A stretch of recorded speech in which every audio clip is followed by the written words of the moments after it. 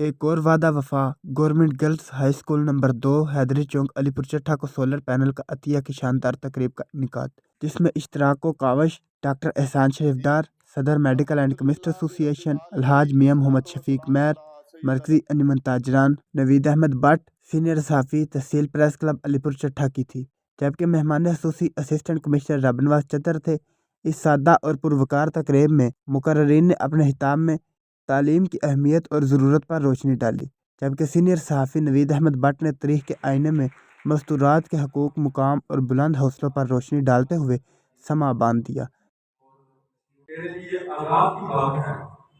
کہ میں ان بیٹیوں کے سامنے داخل کرنے کا مجھے موقع ملا ہے جو اگر ماں کے روپ میں ہو تو رب کریم فرماتا ہے کہ جنت اس کے قدموں میں ہے، اگر یہ بہن کے روپ میں ہو تو یہ سراپا وفا ہے،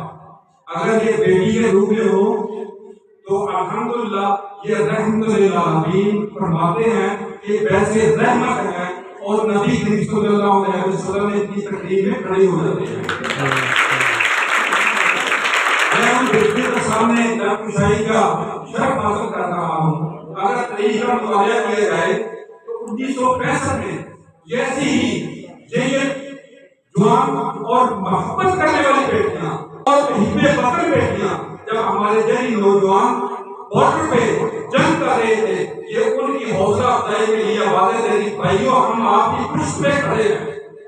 ایسی بیٹیوں کا سامنے مجھے جانکشائی کا موقع ملا ہے جو کہہ رہی بھائیوں ہم آپ کی پشت کے پیچھے کھڑے ہیں، تو ہم آپ کو مایوس نہیں کریں گے۔ بھائیوں آپ قدم بڑھاؤ، آپ کی بیٹیاں، آپ کی بہنیں آپ کی انشاءاللہ قیادت کریں گی۔ یہی نوجوانوں نے، ہماری پاک فوج کے نوجوانوں نے یہ کہا تھا کہ بیٹیوں آپ گھر جاؤ، آپ ہمارے لیے دعا کرو۔ ہم باہمت لوگ پاک فوج کے جنی نوجوان زندگی کی حفاظت کریں گے اور ان کے عظیم کو، پاکستان کو ہم کبھی بھی آنکھ نہیں آنے دیں گے۔ جو پہلی آنکھ سے دیکھے گا اس کی آنکھ پھوڑ کر رکھ دیں گے۔ میں بچوں کو سلام پیش کرتا ہوں، لیکن جب ایکسپریس کا سامنے ہوا ہے میرا دل آج بھی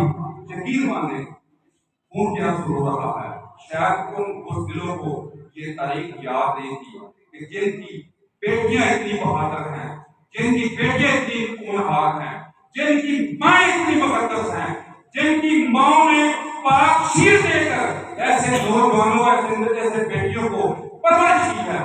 وہ کبھی بھی وطن عزیز پر۔ جبکہ تقریب کا آغاز تلاوت قرآن پاک، نعت رسول مقبول اور ملی نغمے سے ہوا۔ تقریب کے اختتام پر بچیوں کو قرآن پاک کے تحائف اور نقدی انعام بھی دیے گئے۔